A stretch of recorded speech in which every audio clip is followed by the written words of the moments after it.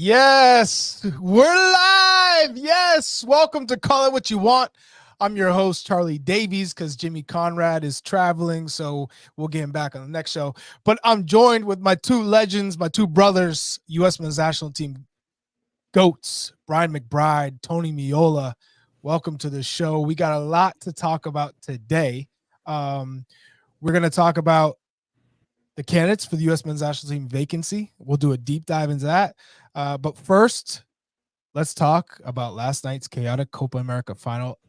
In doing so, we have to bring in somebody who was on the ground. Let's bring in an esteemed journalist, another CBS friend of the network, in Felipe Cardenas. Welcome to the show. Come on in. Let's go.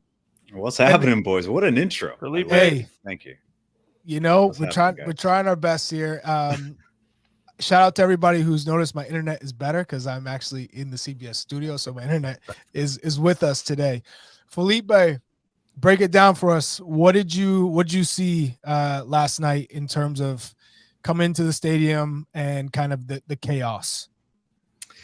Yeah, I mentioned on Morning Footy, like it took me, not even 24 hours, because I think I only got 2.5, 3 hours of sleep last night. But, after I was sort of up in bed thinking about everything, I had to hold back my emotions. It was really hard to see what we witnessed on the ground at Hard Rock Stadium. We saw a lot of kids that were really scared, kids that were scared for their lives, parents that were scared for their children's lives.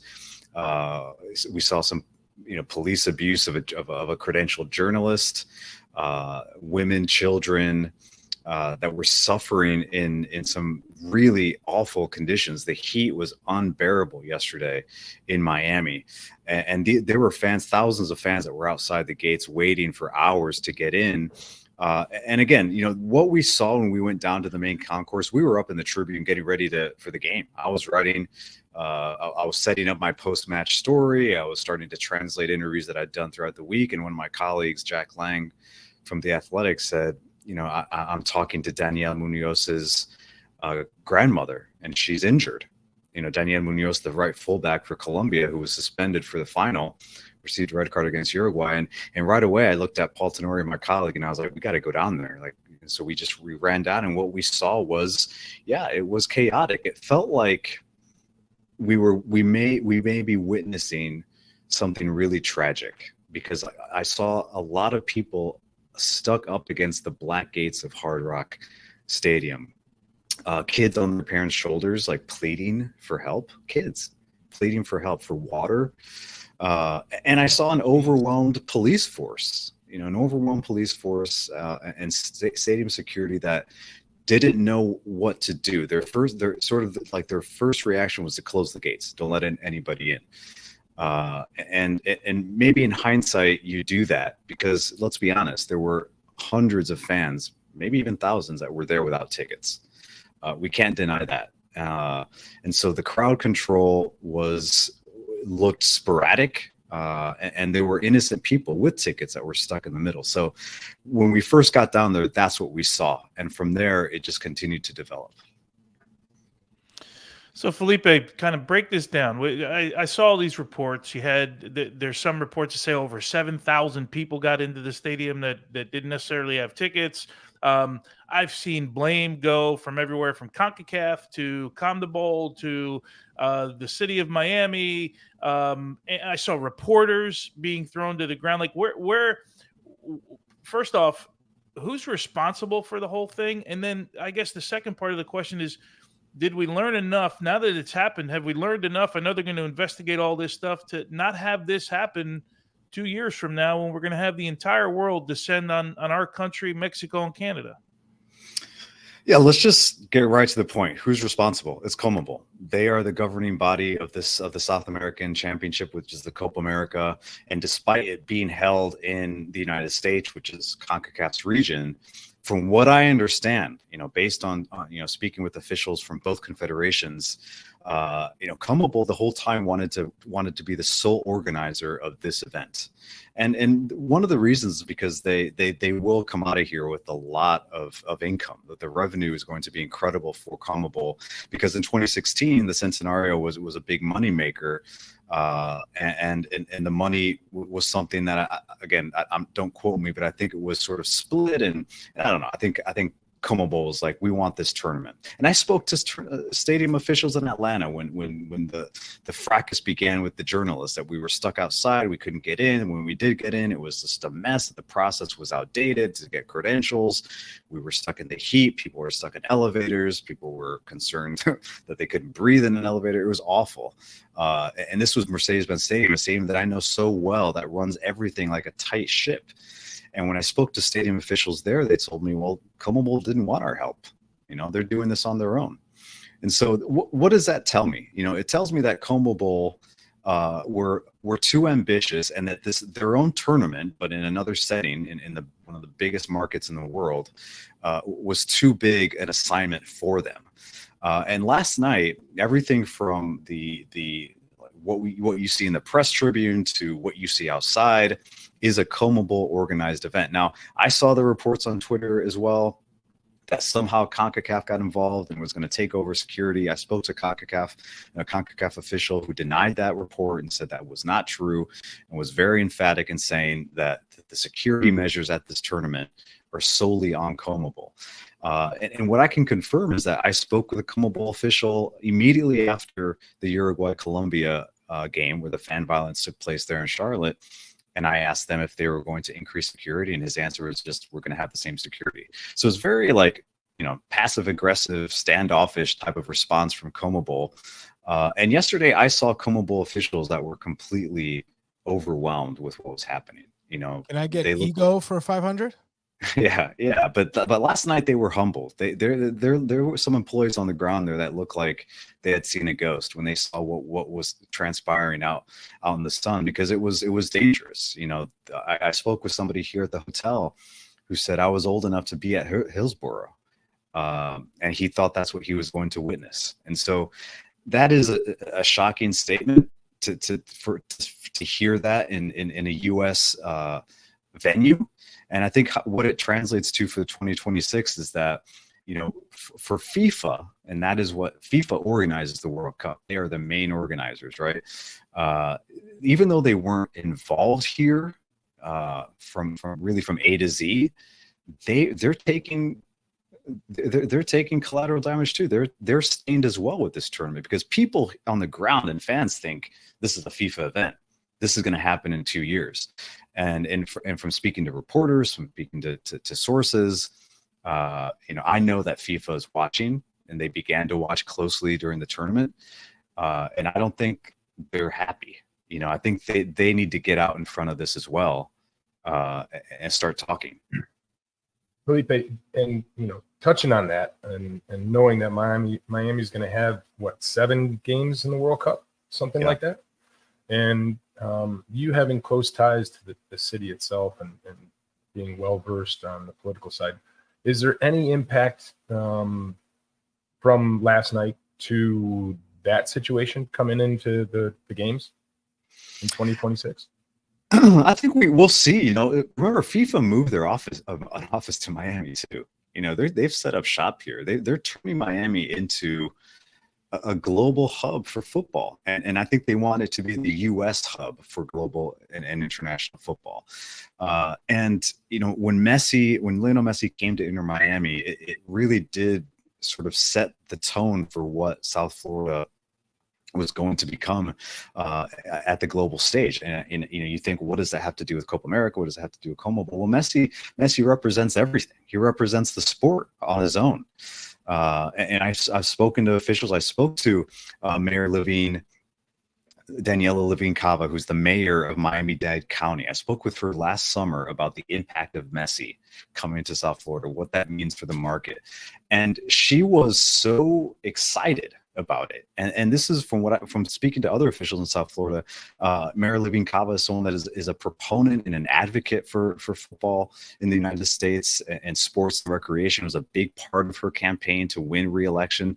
Actually, she was the first female elected in that office in Miami-Dade County, but she used sports and recreation as a big part of her campaign. And so, I don't know if this is going to sting her. I just think it becomes something that now they have to fix. They can't avoid, because the world now thinks that this is how a major event could transpire in the U.S. And I'm almost like tired of saying it, because I've said it so much since last night. But what I take away is what I saw were tournament officials and authorities on the ground thinking this is a soccer game. In quotations, this is a soccer game. We've got a soccer game on Sunday, and instead of a major continental final between two of the biggest fan bases in the U.S., two of the biggest footballing countries in South America, and the personalities that were there. And so it just was so naive from them. And that's going to be the big learning walking away. So talk to me about what Bielsa Marsch and Bielsa had said, during the tournament, post-tournament, and slamming the Conmebol organizers about the pitches, the training facilities, the officiating, the racial abuse, ticketing issues, among some of the topics they were mentioning. What's your take on that, and what do you see coming from these comments? Yeah, I think this has been a humbling experience for American sports, because the U.S. is always going to be able to host anything they want, any sporting event they want. They have the facilities, the infrastructure, the market. It's only going to grow from here. I really think that the U.S. moving forward beyond 2026 is going to be the place to be for soccer and football. Okay. Now that being said, that doesn't mean there can't be improvements. I think this Copa America has proven that the U.S. can't just snap their fingers and host an international tournament at their NFL stadiums that look great, but they're not soccer specific. And so the pitches were terrible, guys.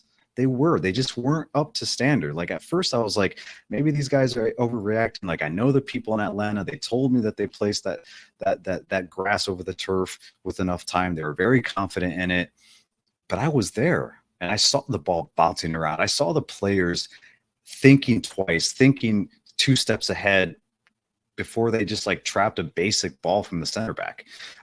It was difficult for players, and then you saw the coaches and players trying not to talk about it because it sounds like an excuse, but it was a reality. And so, I think that's the takeaway. Fans, journalists in South America saying, the extreme was saying, like, why are we even playing this tournament in the U.S.? Like, why aren't we in South America?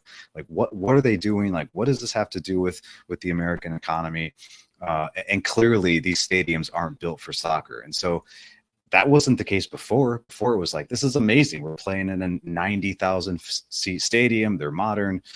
So I think for 2026, these NFL stadiums, I know it's going to happen. We're not saying something that won't take place, but they're going to have to really nail it with the basic stuff, the pitches, the dimensions. Hey, there wasn't a problem in 1994, Tony. Tell him.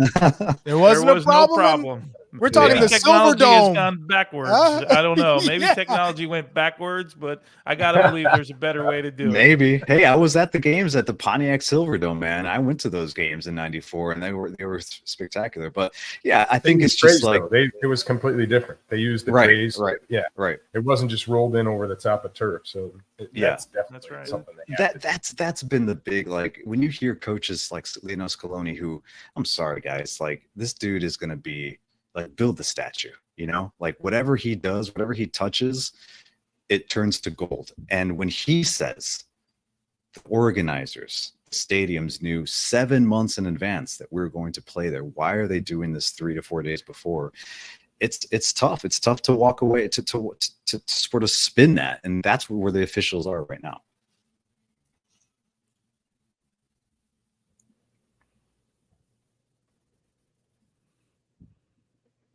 Chuck, I think you're Charlie, muted. Did you mute your mic, Charlie?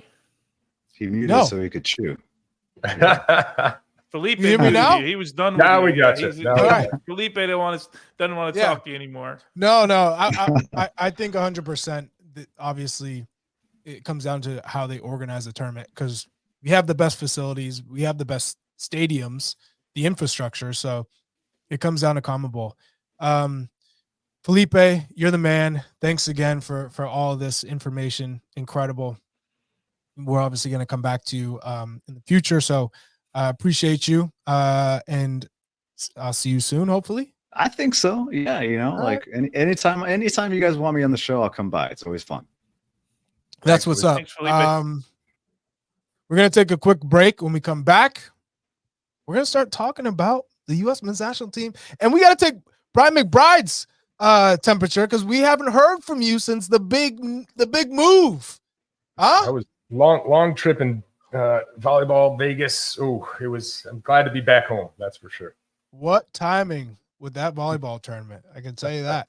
Don't go anywhere. We'll be right back.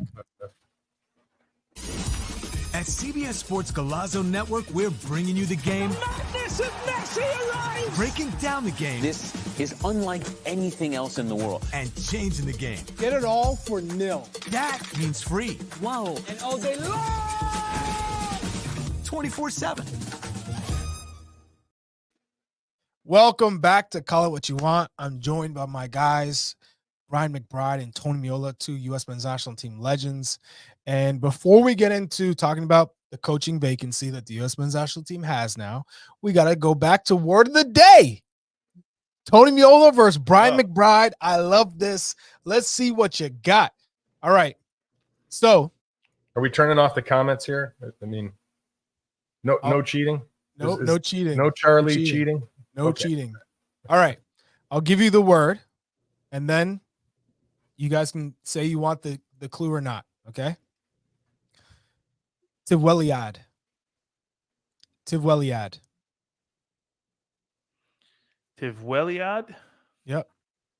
CIWYW. Do you want the clue? Please. Okay. Yeah.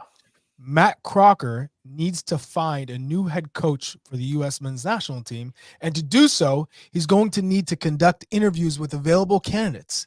In this corner of the world, the word for interview is CIWYW. Vincent Kompany's former assistant coach at Anderlecht and Burnley was recently appointed the head coach of this men's national team. South Africa, sorry. One of the star players on this men's national team played over 250 games for Arsenal and also had spells at Juve, Nice, and Cardiff City. Went too early. Go ahead, Tony. You got this. Cardiff City. Yeah. That's going to get you the win? The Cardiff City?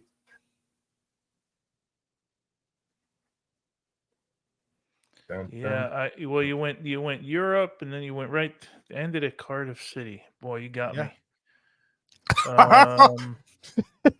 All right. The assistant coach for Vincent Kompany was Craig Bellamy that I was referring to. Oh, I got it. Can I jump in? Yeah. Yeah, go ahead. Wales. Wales, it is. The only one. Bingo! CIWYW. Well done. I mean, our city, you were laughing all about, oh, he's gonna give it away. It did give it away. Come on now. Away. That's true. Jeez. I was in Africa for some reason. So I think Tony was like Samsonite. I was so close. Jeez. No, yeah. Just couldn't pull the trigger. You know what? When you said this corner of the world, the first thing I thought about was interviewing candidates in Europe. And then McBride threw out South Africa, and then my brain went all over the place. He threw you off the trail. That's part of my shtick. That's how I get him every time. It seemed too obvious when you said that he has to interview candidates in this part of the world. That made Europe was the first thing that came to mind, and then McBride threw me for a loop. You see, when Jesse was here, I would say the right part of the world every single time, the right region. And if I missed the actual country, he'd get the country. And I'm like, you know what? Brian picked up on that. So I said, I'm done. I'm going to start throwing them off. Throw them off the trail, off scent. And it started to work. And I was like, okay, this is it. He got you good. All right. So Brian, you missed the big show. the takeaway from us was it had to happen. Gregg Berhalter being terminated from his contract, and now the U.S. have to start from square one. So, what are your thoughts? I wouldn't think it was square one, Charlie. I'm sure that, at least I would hope, Matt Crocker would have a list of candidates that he had in mind. The reason why I say square one, McBride, is I think they weren't prepared for this to happen, and I don't think anyone within U.S. Soccer foresaw them not getting out of that group. No, I agree. And so it went from, okay, maybe we're probably going to stick with Gregg Berhalter to the World Cup. Like that's the contract. We're going to stick with it. We're going to ride it out. The players are happy. And if we get out of the group, maybe there's a highlight. We got that 0-0 versus Brazil going into Copa America. Maybe that gave them a sense of security that they'd be able to beat Panama and Bolivia and get through. But that didn't happen. So I think the search for me probably goes to square one, because now they're thinking, okay, where do we go from here? We had an idea before when we rehired Gregg Berhalter, but now it feels like it's a different message, is a different urgency to it. So from your point of view, what are your thoughts about the firing of Gregg Berhalter? Yeah, I think it became very obvious that there needed to be a change, because when the fans come out, the fans group that basically has supported Gregg throughout, his time since day one of his hiring, come out and send that letter to U.S. Soccer, I think there was too much pressure building, and you could see that coming down the line. Also, when they said they're going to announce something midweek, it just seemed to me that they had made a decision that they were going to let Gregg go. And I'd add in, it was pretty odd that they leaked that Gregg was going to be let go and then had a conference, because to me it's more about like a coach already hired, and that's why they're having a press conference. It just seemed really odd all the way through. But yeah, I think that it just became unattainable, and you had to let Gregg go. Yeah. Tony, we talked about this at length. We felt U.S. Soccer had to go in a different direction, but now we're all thinking, what direction is that? Is this we see it's a short-term solution, but could it eventually be a short-term into a long-term? And does the coach coming in have to have international experience? Does this coach have to have success behind him in terms of trophies or accomplishments? Or is this a coach that's had successful teams and we have to determine or U.S. Soccer has to determine, what does that mean? What does success mean? Does getting to a final, similar to what Gareth Southgate has done with England, just getting to a final, is that success in an international competition, or a quarterfinal or semifinal?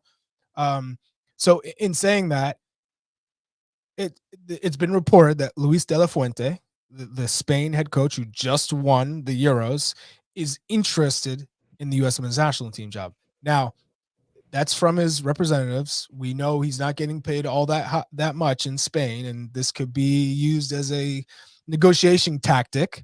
But at the same time, is this a realistic option? And then two, we had Guillaume Balaguer on the show, and he said, hey, Rafa Benitez has his hands up. He wants the job. Would that be someone that would be your first choice, or would you be interested in a Rafa Benitez? I know he's 64, but we talk about age sometimes, and do they need a younger manager, or someone that's used to maybe this new, evolution of football at the moment? But De La Fuente is 63, so just to give you a little bit more context. Yeah, so Charlie, I don't think my stance has changed from the time we did the podcast immediately after the announcement. The guy who comes in next for me has to be a guy who maximizes the roster, right? That's the coach's job, is to maximize the talent you have on this roster. If this roster is good as we think it is, then get the best out of them. The name, and I'm going to say this, the name doesn't matter to me. First of all, the De La Fuente story, I don't believe for 1 second. I don't believe that the guy was about to coach a final in the Euros yesterday, and him or his representative spent any time thinking about the U.S. men's national team at all. So I throw that one out the window. The other part of this conversation is we have no idea what the criteria that U.S. soccer is looking for. And to your point about tournaments, right? What does that mean? Tournament experience. I don't get the term tournament experience because I just think you need a guy that's going to win every game you play. Like that's what you hire your manager for. So look at Lionel. Again, we go back to Lionel Scaloni. The guy never coached a professional game before he took over Argentina. De La Fuente, you mentioned him. U17 and U21 Euro champion. Wasn't in the professional level, but understood the players and clearly got the most out of the players. You mentioned Gareth Southgate, and do you see that as success? Hell, if I'm not, we knew the reaction to Gareth Southgate when Paul Tenorio brought it up during the week. That wouldn't be my choice. But if you're asking for me, is that success getting to a final? Hell, I think if we got to a final of a Copa or the final of a World Cup, clearly that's success, right? So it's just a matter of what U.S. soccer is looking for in a manager. But for me, ultimately, the name doesn't matter. If he comes with a name, great. We know what that does. He gets marketed and he a little more press around the world. But if that guy doesn't win, then he's no better than the guy who didn't have a name that may have won for us. Just maximize the potential of the group is the most important thing. We're going to talk about names because that's what everybody wants to hear, and we'll throw out a bunch of names. But for me, we have no idea what they're looking for. In the end, I hope it's a guy that can do what I said, and that's get the best out of the group. So that's where my head is with this whole thing. And we've had days to think about it. We've had names. And yeah, I believe, as Brian said, they had a list, but you guys know, unfortunately, the list changes, right, all the time because one guy is on the list and then he gets hired, but another guy got fired and maybe he's on the list, right? So it changes all the time. So it's hard to plan too far out for those things. Brian, I want you to put yourself in the locker room right now. Let's say you are playing on this U.S. men's national team, and we got a couple of comments. Dalton Harris, he's saying, "Hey, Antonio Conte would be fantastic for this group." And Christian A said, "Hey, Wilfred Nancy. I mean, he just smacked up Conte's LAFC a little busy. in Conte's LA. busy right Conte's now, a little bit busy." But Brian, if you're in this locker room, what type of manager do you see getting the most out of this group and improving on what Gregg has already built? Right. So the foundation's there. You got a good core of players who are mostly in Europe. What type of manager will get the most out of this group and get them to a quarterfinal, get them to a potentially World Cup semifinal? Yeah, it's a great question. I think, Charlie, for me, a manager that's coming in has to first get the respect of the players. And it helps if you have a big name and you've done something that they look at and realize, wait a second, he's got this good CV. In the end, it's always going to be about, does he connect with the players? Is he able to Tony's point, get the best out of each individual? And for me, when I look at what U.S. Soccer has said, so Matt Crocker's come out and said he wants a serial winner, right? So a serial winner normally means, okay, someone with a trophy case? Yeah, a background of winning things, whether it's in club or international, I'm sure that doesn't matter. But the other aspect I look at is, our fan base. And for the most part, our fan base wants a big name, and they want someone who can, bring soccer to everybody. And I think that's probably what U.S. soccer is looking at. And I can understand that, because if we hire Wilfred Nancy, there's always going to be the question mark of, what's he done internationally? What's he done outside of the U.S.? And listen, everybody knows how good a coach he is. But is it going to make everybody happy? What a phenomenal record within MLS, to be honest. Yeah. And totally. But is that going to make everybody happy? And I know, listen, I'm not all about this. You know me. I'm not all about making everybody happy. Make the right decision. Pick the right person for this job because of how he fits into this group. But I have to be thinking U.S. Soccer's looking at big names and going after big names. Is shot to both of you? Is Xavi a serial winner? Now, he was a serial winner as a player, but as a coach, as a manager, he won La Liga, right? So there is that trophy behind him, but you wouldn't say he's had a long, a couple seasons of winning and being a serial winner as a coach. But would that tick the box for both of you? When you say tick the box, what do you mean by that exactly? Would that be a guy we as in hire? like yes, as a top candidate to coach this group of players for the U.S. men's national team? Would that be clearly has first the choice for experience? you? Yeah, he clearly has the experience. He's coached at Barcelona, so it's not as if he doesn't know how to manage personalities and big players and at a big club and deal with the people above him. Again, I still don't know if he's the right guy for the job. I mean, that's what they have to figure out. They've got to figure out, is he the guy? I would, if they told me tomorrow that they hired Xavi, I would be okay with it. I don't know that I would have, but I'm putting the trust in them that they've asked all the right questions and he's given all the right answers, and they all feel like that's the guy that is gonna push the envelope for this group. That's what I want. For me, the fans part of it is great. They voice their opinions. I clearly hope they don't do anything to just be suffice for the fans. But I understand how the fans will react to one name as opposed to another name, right? I'd rather hire John Smith, right? That gets us to the semifinals of the World Cup, or one of these big names that we get out of the group and that's it. That's where I'm at with the whole thing. It helps, as Brian said, because most of these guys who have won things before have been under pressure. They've been pressured by the people above them to win. They've been pressured by the fans. But that doesn't always give you success. If you want a serial winner, tell me you're going to go hire Jose Mourinho. I know he's busy right now as well, but you understand the point. And people will go crazy because he plays boring soccer, but you said you wanted a winner. The same could be for Thomas Tuchel, right? Would you, if Thomas Tuchel put his hand up and said, I want to coach, knowing the relationship between him and Christian Pulisic broke down, would you say, we'll put that aside and Christian has to play for his country regardless, and figure out a way to work? Yes.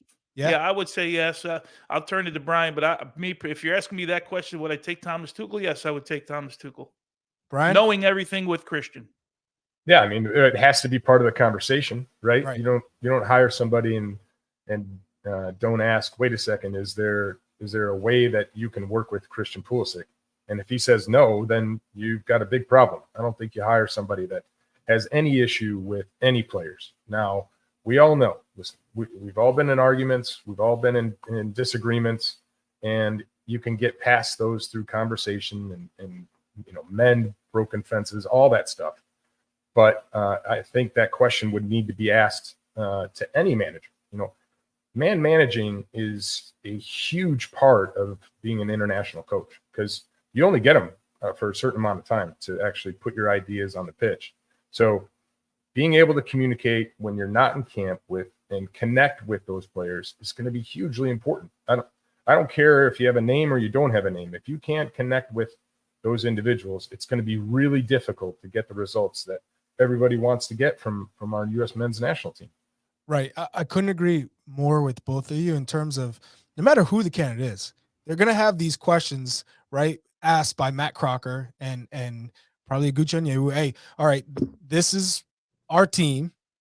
Why do you want to coach the U.S. men's national team? How do you see us advancing? Who do you see? Who can you improve? And asking all these questions. And if the answers are spot on, then obviously that's the higher you want to go. I want to get to this comment here from Amir Omar. He wants to know what we think about David Wagner, Pellegrino Matarazzo, and Jogi Löw. How do you feel about those three in particular? Because they've been in the Bundesliga, and it feels like they would know how to get the most out of our players. But are these three names that excite you? Are these three names that you would say they got to be top of the list? Yugi Love was the guy when we talked about this particular show. He's the they asked for one name based on that list. He was the guy. I said it on Morning Footy the other day. He, for me, checks off some boxes. I have no idea where his head is with regards to coaching the U.S. team in particular. But when you talk about the boxes that he has checked, so it's a World Cup winner who turned a federation around. Now, having said that, there's no time, and I don't think there's a need to turn the federation around. I think that the guy that comes in has to do this in what do we got, 16 months, 17 months, whatever it is right now. So there's no like overhaul of this thing. He might have some different ideas. He might go find another player that maybe we didn't look at before. There's always going to be that with every single manager, and every manager that comes in, much to the dismay of oftentimes a lot of American fans, they're going to look through MLS. They're going to look at players. I mean, everyone's going to have a different idea, but he would check a lot of boxes for me. Yeah. Do you feel the same way, Brian? Yeah. Listen, Yogi Love would be excellent. You also look at, Pochettino and his ability to develop young players starting at Southampton, going to Tottenham, and then of course on to Chelsea, and in between at PSG. I think those are two really solid managers that, if they're interested, I think you definitely have a conversation with. And we saw how Jesse Marsch came out after one of the pressers and just said, he has no interest in the U.S. men's national team job after having all the interest in the world for the U.S. men's national team job, and then to be basically going, even if I were to be interested in the future, a lot of things would have to change and shift within the organization. Brian, you obviously worked for U.S. Soccer. What do you think when you saw those comments? He's the national team coach for Canada, and he has a lot to say about the U.S. Soccer and the setup. Does he have a point? Is he out of line?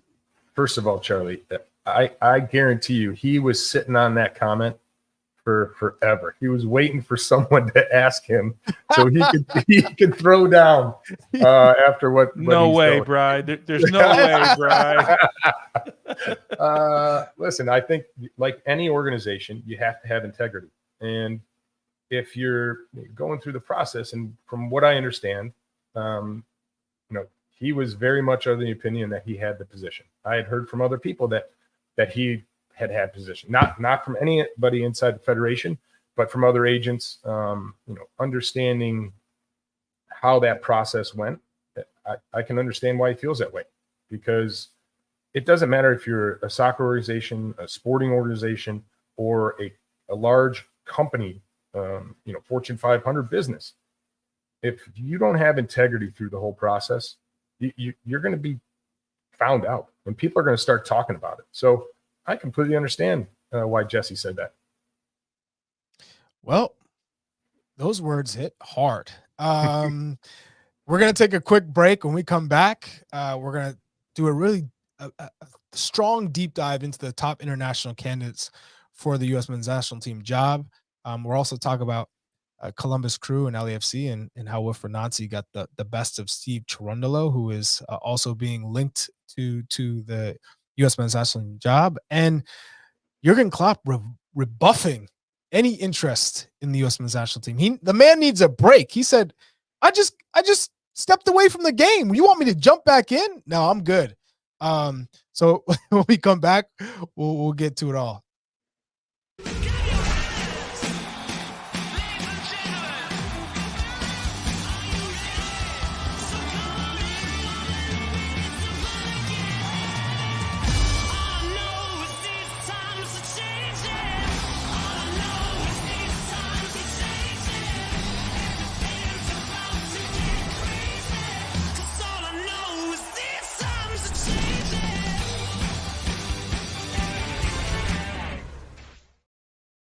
Welcome back to Call It What You Want.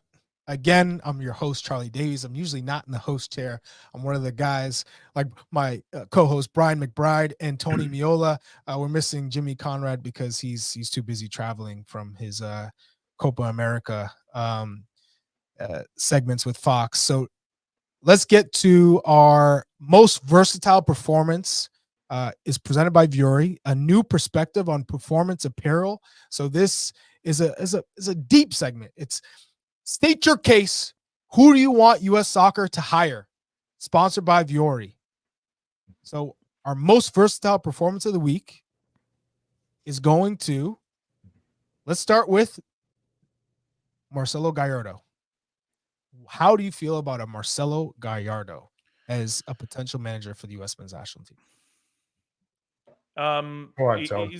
He's a guy that's been mentioned in so many jobs, right? Had great success at River. Not basically, is a guy that literally walked off the field at Nacional from being a player to the next day being a manager at the club. I think he's won one, if I'm not mistaken, Primera Division with River, but he also won a couple of Copa Libs, right? So that's where I think he really made his name. He was over at Al Ittihad, right, recently, but I don't know that I judge that. I think that in those jobs right now in Saudi Arabia are hard to judge because you never know the dynamics when you go there. You don't know what the expectations were, and he got let go there, so he's available. Exciting young manager, a name that's been thrown around. I think the surprise probably is that he hasn't been in Europe recently, and that seemed to be where his trajectory would go. He played in MLS, right? So where did he play? DC? I think DC he was United. DC. Yes. Okay. So I think a very short period of time, but at least understands kind of the system, if you will, and understands the mentality of the player. It's been around American players. So it wouldn't be a bad choice for sure. Exciting young manager. Again, you guys know what I'm looking for. A lot of pressure. Yeah, I mean, yeah. Coached at River, and yeah, that they're passionate fans there. So I think his CD, as you would say, isn't as thick as others, but I wouldn't take that. I wouldn't hold that against him because definitely a candidate. Yeah, for sure, a candidate. And so we heard from Jurgen Klopp, who apparently just said, thanks, but no thanks. I needed a mental break. You're going to tell me I'm going to leave Liverpool and the pressures of being a manager every day and say, I need a mental break. I've had enough. I don't have the energy anymore, to all of a sudden jumping into a U.S. men's national team head coaching job. I think we all saw that coming, but just to finally see it for what it is, I think that now it can really sit with everyone that, hey, this is not an option. And let's not try and come back a year later, because I also read that he's still an option. No, he's not. He's not right now. That was awesome. Like, the answer was so classy. Yeah. And, I mean, and then, so you expect, how about right? the day before he does something about July 4th. I love the guy more. It's good banter from for from sure. Jurgen. But so if we're staying in the same vein, the German vein, right? So we touched on Thomas Tuchel in Jogi Löw, right? But now, if we stick with pragmatic managers, and this is when Paul Tenorio mentioned Gareth Southgate, what about Massi Allegri? If you were to go in an Allegri who, he knows how to compete in tournaments because it's that defensive structure, right? And it's limiting, it's boring and counter, and you're looking at transition and counter press, but mostly sitting back and defending and being organized, which is a way to get results in tournament, right? Tournament play, but maybe not the most flamboyant or pretty per se. How would you assess if an Allegri or a Southgate were to be on this checklist?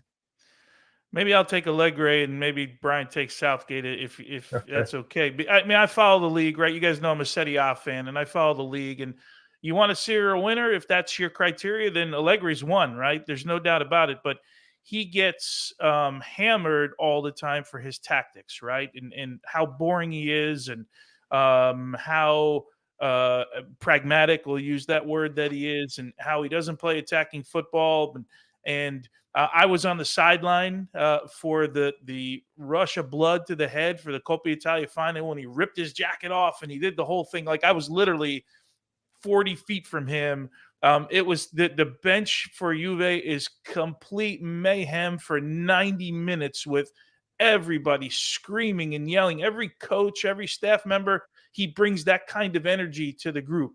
Like he's a fiery guy, and he will get in your face. Again, you mentioned have potentially Thomas Tuchel having problems with Christian Pulisic. How does Allegri deal with like Weston McKennie, who he benched, or Timothy Weah? Timothy Weah, who didn't play all that much. Weston McKennie, who didn't even want to bring the preseason, didn't bring the preseason. Weston McKennie had to basically do it all on his own. So there's always those. I know Eden Terzic was on some people's list. How do you deal with Gio Reyna? Like there's always a conversation about that with somebody. It comes around somehow. But Allegri would be a more pragmatic, a big name, a guy who's won, but it won't suit some people's style. There's no question. It's one of those weird moments for us in U.S. soccer, right? Because we're looking at the 2026 World Cup. We know how important it is, but it's a tournament. And in some cases, the teams that play the most expansive are vulnerable and don't go as far as you'd like to see in tournaments. And a lot of the cases, teams that play it safe and are more defensively savvy, they are the ones that progress. But I feel like we're caught in two minds. One, we want expansive, beautifully playing out of the back and getting into the attacking third and, combining and overloading on one side and playing a lot like how Spain did in the Euros, right? Versus what we saw from France or England in this version of the Euros, which was very defensive and not creating as many chances and kind of not getting much out of your star players. So I think you can't have both in this scenario. I think it's very difficult to find a coach to have both. So if you want to go, which kind of manager would you want? One that's more defensive or one that's more attack minded? Listen, the world's our oyster right now, Charlie. So you go for both. You try and find somebody like I said. Who's got both out there? Listen, Pochettino has shown that he's more forward thinking, but also can set up his team defensively to win games. So I think that's the type of manager you want. I'm not saying he's perfect by any means because wasn't able to get PSG over the line, but I think and what I know of him and what people that have worked with him, players that have worked with him, speak extremely highly of him. And it's someone I think that go that way. Going back to the Southgate question, first of all, it's unrealistic because the FA want to keep him, right? He said himself that this tournament would determine where he would be after the Euros. And you have to think he's not going to be available. And I'd add in, if he decides to say no to the FA, why would he come to the U.S.?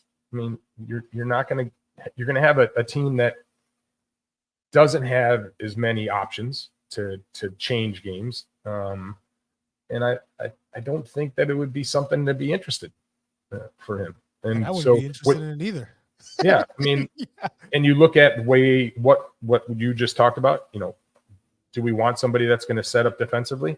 I don't think we have enough firepower to just go out there and be defensive all the way through because we need to win balls higher up the field. We've got some really dynamic players that can press together, that can work hard. And then we have players that can finish. I mean, I would have loved to see Florian Balogun continue with this Copa if possible, because he seemed to start really getting his feet underneath him with the team.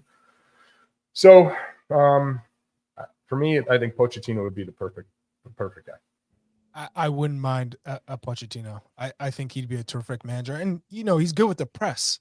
I like a manager who's charismatic as well, because I think that plays a part in the excitement, the buildup, having a coach who can talk to the media and he knows what he's doing, right? He can coach. He knows how to get players who are maybe underperforming to a level where they can perform, but he also can coach players to be better. And I think that's part of, usually that's not the expectation for the national team. It's you're already picking the best players and it's an all-star team and you pick the best 11 to get you to go forward and win games. But I think the part that I like about Pochettino is I think he's a man manager. So one, you can get the pick the best 11, but he can coach up and get players to play a little bit better and improve them at the same time. So that would be huge for me. I see a comment from Buck. Charlie, would you want Bob Bradley back? Bob, I have so much respect for Bob Bradley and the way that he studies the game, the way he approaches every match. I mean, I always go back to that Confederations Cup run. We lose to Italy in that first game. Then we get blown out by Brazil in the second game. It wasn't even close. In the third game, it was go out and play with respect for your country. And, we're going to go out with a win. Not necessarily I don't think anyone thought in their wildest mind that we could advance. Like that would even be a possibility. But as the game started to unfold and we score early and then we get the second, we're hearing that Brazil's beating Italy, 2-0, 3-0, and that we can go through if we win by 3 goals. So then it kind of just magically came about, and all of a sudden, here we are. We beat Egypt, and we have to have this tactical game plan to beat Spain, who were unbeatable at that moment. They were the top team. They eventually went on to win the World Cup and the next Euros. This was the Spanish team. When we talk about golden generations, this is the golden generation. And Bob Bradley's tactical game plan was masterful for us to win that game. So that's a coach that had a tactical game plan, and we stuck to it, and we won. We won the game. So I have so much respect for him. But to answer that question, no, I wouldn't want to go backwards. I think Bob did an incredible job for when he did have the role. But no, I'd be looking to continue to evolve and move forward. So with all that being said, shout out to Bob Bradley and what he's done for U.S. soccer and his time in MLS. And Michael is an assistant coach under Bob, so I'm sure we'll see Michael soon enough on a sideline in MLS. But this is an interesting time for us right now. This is a name that has been brought up quite a bit, guys, and I'm really curious to hear what you think. Brian, we'll start with you because Tony and I have talked about him. Herve Renard. How do you feel about Herve Renard? Because there are a lot of people like, yes, Herve, because I saw that inspirational talk again in Saudi Arabia in the locker room, and for me, that's not doing it. that's not doing it. I'm not hiring Herve Renard because he could do a pep talk before Saudi Arabia, and then mind you, he lost to Mexico in that World Cup. People forget that this is a team that we've dominated. This Mexican side, he lost to them. So he might have beaten Argentina, but they didn't get out of the group when they lost to Mexico. So keep that in mind. Yeah, for me, I look at him as sort of like, if this is a last minute hire, yeah, like, okay, he's done that where he's come in late, he's fit with different countries and been able to get them playing together, and you see all the energy that he has, but is he going to make this group better? And I don't think. Personally, I don't see it, other than the fact that he can rally the troops. He can get everybody together. Does that take we don't us need to the next we don't level? need rah. Right. I'm sorry. We're well past rah. Right. I'm with you. Yeah. And if it came down to Herve Renard and Wilfried Nancy, I see one of the comments in here is from Sue. He said, Nancy's better than Herve Renard. I'm taking Wilfried Nancy over Herve Renard if I had to make a choice there. But Tony, how do you feel about Herve Renard? Yeah, I always get a little bit concerned when I looked up last night. I think since 2000, so we're 24 years in. He's coached 14 different teams. Like, to how me, long has he been with those 14 teams too? Well, I mean, if you just average it out, right, it's like a year and a half, right, which fits Yeah. the timeline. I don't know all of it, but he's with the French women's national team right now. Obviously, I don't know when his contract runs out, but likely after the Olympics. And he's coached 7 national teams, including this French women's national team, right? So I don't know, that to me, just in general, is just concerning. I don't know. Maybe it's just me. He got my club relegated in France. I don't want to hear. Oh, is that Sochaux? Sochaux. Right? He got him relegated. So Come on now. You have an axe to grind with him already. So I don't want to take him off. Look, if I'm not going to worry about the manager having a problem with one of the players, I ain't worried about a manager who relegated your club and you're still mad at him. That's for sure. I don't know. He's a name that's going to pop up, and because I think his name is going to pop up for like the next 10 years with every job that opens up. That's not like England or France or somebody like that. I would say no right off the bat. Like it wouldn't be of interest to me, but again, who knows what I would assume. And Brian, you'd probably know better.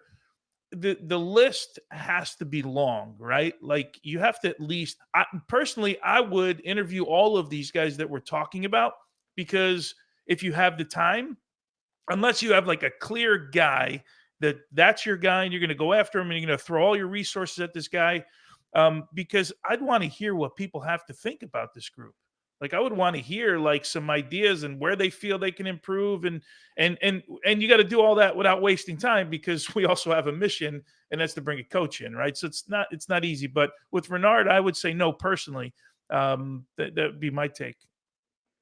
Yeah, and I think just going back to the process, Tony, I think they have to have 5 candidates, like 5 people that they already know they really like, and you've got to interview all 5 of those. And if that doesn't work, if you don't get one of those 5 that you want, then you can expand, right? Because the worst thing you can do is sort of dilute the waters and say, oh, I like his idea over there, and that idea.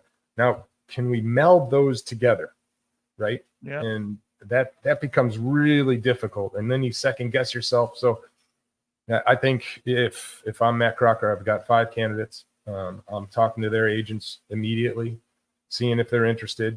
And if one of them's not, you add another one into the 5 from that long list of people, and you go for it. And those conversations are, of course, the interview process. After the 5, you knock it down to the 2 main ones you want, and then you choose from those 2. And that should be the process. It's very clear of who you really want and what ideas that have impressed you during those interviews, and how they fit in with your organization and the team, and you pull the trigger. And the sooner the better. All right. So I want to give a shout out to some of the people in this chat who are trying to trigger me. You're getting close. My blood is starting to tingle a little bit, but I didn't get triggered. I see you. It was Pedro in here, Pedro Jr. and Ranga. You're trying your best. It's not going to work. Before we end this segment, before a break, let's touch on Cherundolo. What's your temperature on Steve Cherundolo? I mean, obviously, this weekend was not a great result versus Wilfried Nancy at home in LA, mind you. Do you see him not yet being ready? Almost, it's this opportunity's come too soon, but eventually you see him being a candidate, or would you say actually he's one of the candidates, given he's been to 2 MLS Cup finals and has won one of them? Talking to me? It doesn't matter. Listen, I think the world of Steve. I think as a player, he was always a thinker. He was always, just this quiet, thoughtful, hardworking, extremely good soccer player. And, when you transfer that onto the coaching side, it works. And that part, I think, is shown through with what he's done with LAFC. The one issue I would have is I think he's still too green. And I mean that in the nicest way, understanding that, he's at LAFC that have a ton of resources, and John Thornton's done an excellent job building out that team. So do I think he's a great coach? Yeah, I do. I think Steve's going to be a good coach for a long period of time. But I don't think he's ready for the U.S. men's national team at this time. Yeah, I said, when this all came up the first time, Bri, look, I think Steve Cherundolo will be a national team coach for us at some point in his career. but his career is going to be a long time on the sideline. I think we probably agree on that. And so I just don't. I'm with you. I don't think it's right now. I'm not even sure Steve Cherundolo wants this. I mean, there's been reports that they like him, but just think about the position he's in right now. Like, there's a lot of guys that wouldn't mind that LA job. I can tell you that much. With the money they spend, you mentioned Thornton. He does a really good job of continuing to recycle that team and build that team where they seem like they're always going to be competitive.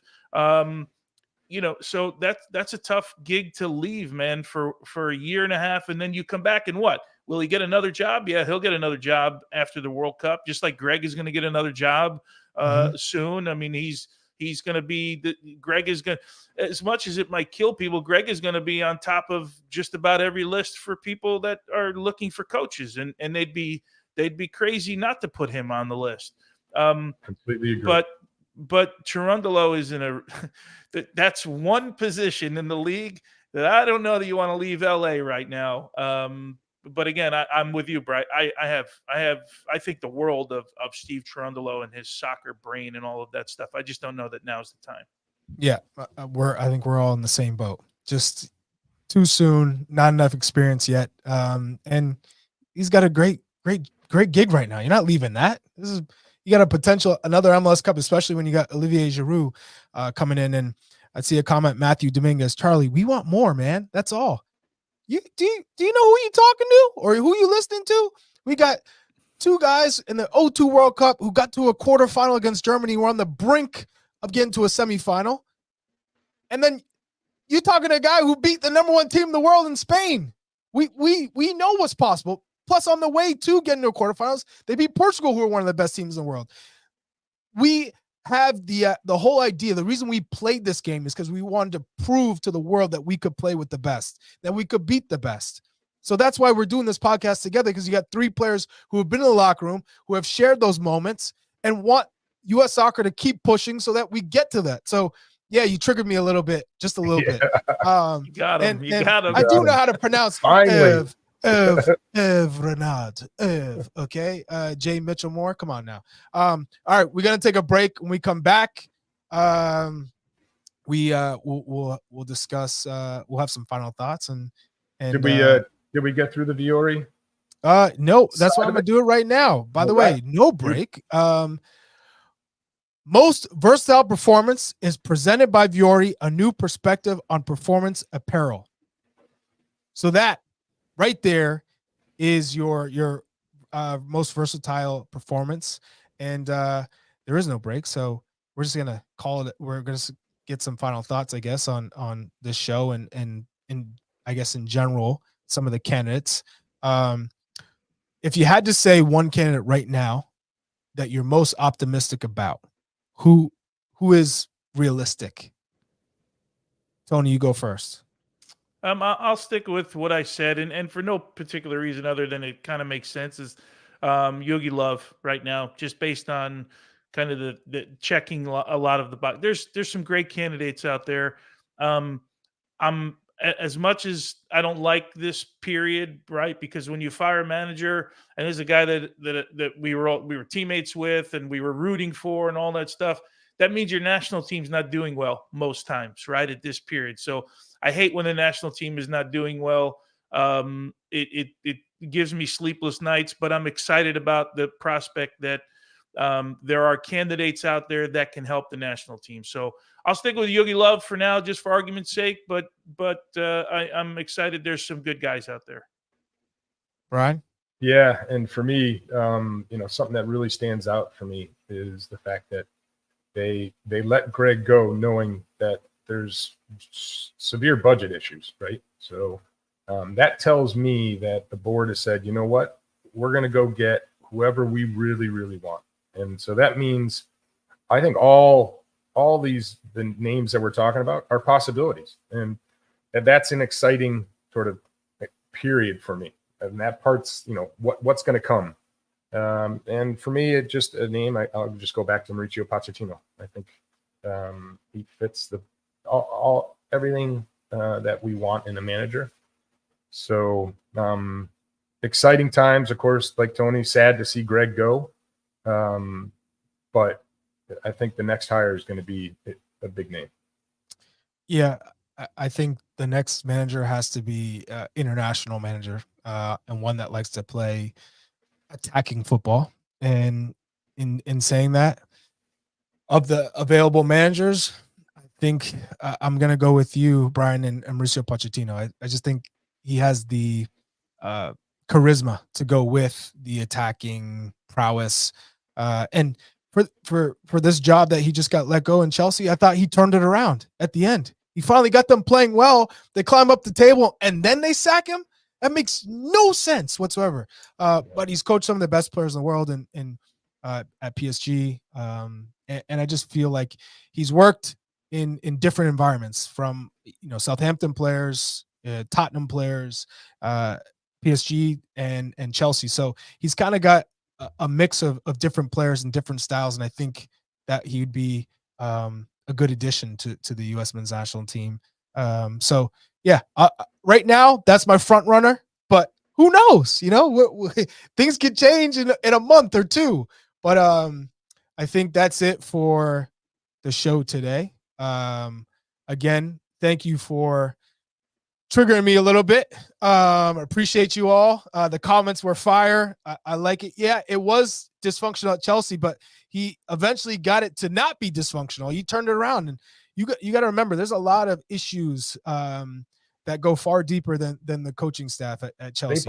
They bought a whole new team basically, and he had to integrate it to a team he already had. I mean, that's they really bought a whole new team and a whole new staff. Front office, front office is completely different. So appreciate you guys. What'd you say? What do you got to say, Tony? By the way, Tony's son, Charlie, Aiden's about to be drafted. So don't do it to me today. I already lost sleep. He's about to be joining the Red Sox, right? The Boston Red Sox. Let's go, Aiden. Hey, Viola. Listen, Pochettino. We joked about it for months on the radio, and he's the only manager in Europe that begged for his owner not to sign any more players because they didn't even have lockers for the players that were coming to training every day. It's incredible, but I would sign up for him in a heartbeat. And thank you for the other shout too. I got my fingers crossed today. Yeah. So we got our fingers crossed for Aiden Miola. Hopefully he gets drafted to a Boston Red Sox out of Oklahoma State. My man's been balling. Would have liked to see him in the Cape League, but that's for another day. Again, thank you guys. Call it what you want. We're done. We're over. See you next time. US coming up on the Olympics. We'll get into that in the next conversation. All right. Adios.